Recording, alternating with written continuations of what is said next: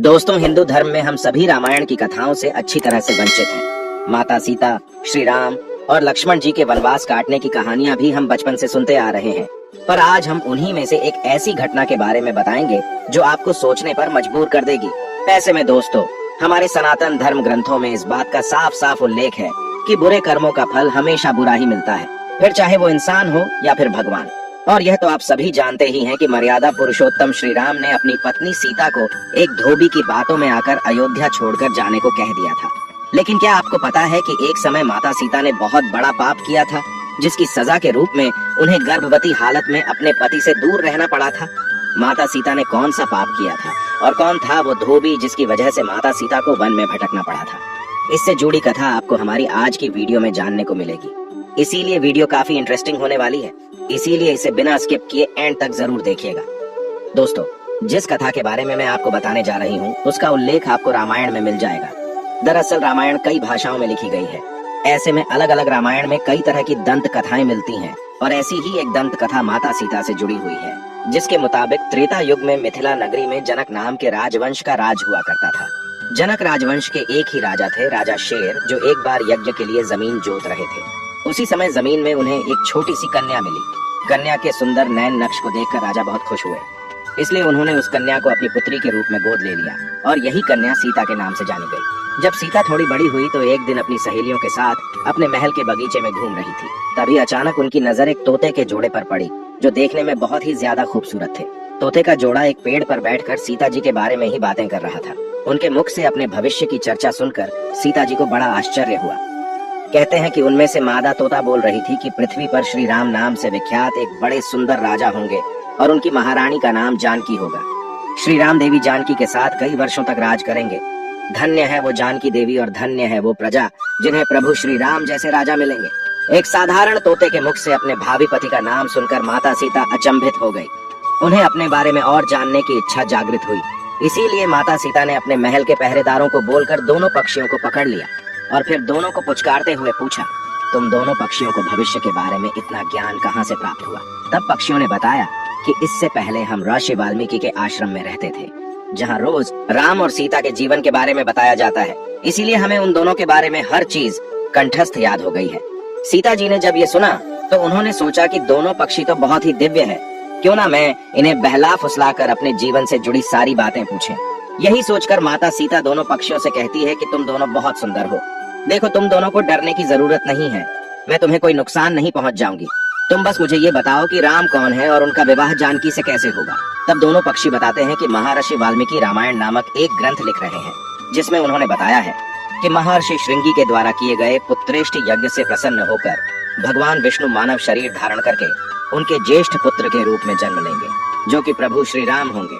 बड़े होने पर श्री राम महर्षि विश्वामित्र और अपने छोटे भाई लक्ष्मण के साथ हाथ में धनुष लिए मिथिला आएंगे और वहां शिव जी के धनुष को तोड़कर जानकी से विवाह करेंगे। इतना सुनने के बाद माता सीता उन दोनों पक्षियों को बताती है कि जिस जानकी की तुम लोग बात कर रहे हो वो मैं ही हूँ। मैं सीता भी हूँ और मैं जानकी भी हूँ। इसलिए तुम बताओ कि मेरे प्रभु श्री राम कैसे दिखते हैं। इस पर नर तोता माता सीता को बताता है कि श्री रामचंद्र का मुख कमल के समान सुंदर है। उनके नेत्र बड़े और खिले हुए हैं। उनकी नाक ऊंची और भुजाएं घुटनों तक जाती हैं। उनका गला शंख के समान है और उनकी सुंदरता का क्या वर्णन करूं। उनके गुणों का बखान तो 100 मुख वाला भी नहीं कर सकता। दोनों पक्षी आगे एक साथ कहते हैं, माता जानकी, आप धन्य हैं जो आपको रघुनाथ जी की पत्नी बनने का सौभाग्य मिला है। आपकी जोड़ी तीनों लोकों में सबसे अद्भुत होगी। इतना सुनकर देवी सीता उनसे एक सवाल पूछती है और वह तोते का जोड़ा उनके सवालों का जवाब देता है। और इस तरह से देवी सीता जी सवाल पूछती जाती हैं और तोते का जोड़ा जवाब देता रहा। लेकिन एक समय के बाद दोनों तोतों की बात सुनकर सीता जी के मन में लालच आ गया। इसीलिए वह दोनों पक्षों से कहती हैं कि जब तक मेरा विवाह नहीं हो जाता तुम दोनों मेरे साथ राजमहल में रहोगे। इस पर नर तोता माता सीता से कहता है, मेरी पत्नी गर्भवती है, इसलिए ऐसे समय में उसको जाने दें। हम दोनों एक दूसरे का भी वियोग सहन नहीं कर सकते, इसलिए आप मेरी पत्नी को जाने दीजिए। लेकिन माता सीता ने नर तोते की एक भी न सुनी। इस पर मादा तोते ने माता सीता से गिड़गिड़ाते हुए कहा, मैं धर्मवती हूँ, आप मुझ पर तरस खाएं, मुझे जाने दें। मैं अपने स्थान पर जाकर बच्चे पैदा करूंगी और आप चाहेंगे तो उसके बाद मैं फिर से यहाँ आ जाऊंगी। लेकिन देवी सीता अभी भी मादा तोते को छोड़ने के लिए तैयार न थी। इस पर मादा तोते को गुस्सा आ गया और वह माता सीता को श्राप देते हुए कहती है कि जिस तरह तुमने गर्भावस्था में मेरे पति से मुझको अलग कर दिया है, वैसे ही घर व्यवस्था के दौरान तुमको भी पति वियोग सहना पड़ेगा। इतना कहकर मादा तोता वहीं अपने प्राण त्याग देती है। मादा तोता के प्राण त्यागने के बाद नर तोता भी अपनी पत्नी के वियोग में प्राण त्याग देता है, लेकिन प्राण त्यागने से पहले माता सीता से कहता है कि तुमने जो कर्म किया है उसकी सजा मिलकर रहेगी और तुम्हें सजा दिलाने के लिए मैं मनुष्य से भरी श्री राम की नगरी अयोध्या में इंसान के रूप में जन्म लूंगा और मेरे ही कारण तुम्हें पति के वियोग का दुख उठाना पड़ेगा। कहा जाता है कि तोते की बात सुनकर माता सीता को बहुत दुख हुआ, लेकिन तब तक बहुत देर हो चुकी थी और माता सीता चाहकर भी कुछ नहीं कर सकती थी। बताया जाता है कि अगले जन्म में यह तोता वही धोबी था जिसने माता सीता के चरित्र पर उंगली उठाई थी, जिसके बाद प्रभु श्री राम ने सीता को घर व्यवस्था के दौरान त्याग दिया था। तब माता सीता वन में भटकते हुए महर्षि वाल्मीकि के आश्रम में पहुंची और वहीं पर उन्होंने लव कुश को जन्म दिया।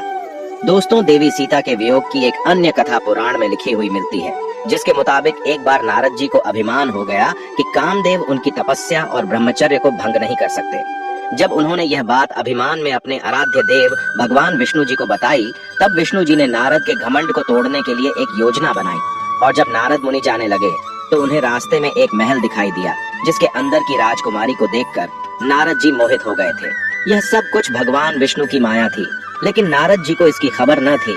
राजकुमारी के सौंदर्य से नारद जी का तप भंग हो गया, इसीलिए नारद जी अब राजकुमारी को पाने के लिए भगवान विष्णु की शरण में पहुंच गए और उनसे कहा, हे प्रभु, आप मुझे अपना श्रीहरि का रूप दे दीजिए ताकि मेरा विवाह राजकुमारी से संपन्न हो सके। तब भगवान विष्णु ने कहा, हे नारद जी, कहीं ऐसा न हो कि आप इस रूप को लेकर बाद में पछताने लगे। दरअसल नारद जी राजकुमारी का रूप देखकर भूल गए थे कि भगवान विष्णु का रूप एक वानर का भी है और नारद जी के घमंड को तोड़ने के लिए भगवान विष्णु ने अपना वानर रूप ही नारद जी को दे दिया। जब नारद जी राजकुमारी के स्वयंवर में पहुंचे, तब पूरी सभा नारद जी के बंदर वाले मुख को देखकर हंसने लगी और राजकुमारी ने भी इनके मुख को देखकर उन्हें वरमाला नहीं पहनाई। कहा जाता है कि उसी समय भगवान विष्णु उस सभा में पधारे, जिन्हें देखकर राजकुमारी ने उनको माला पहना दी। ये सब कुछ देखकर नारद जी अचंभित हो उठे।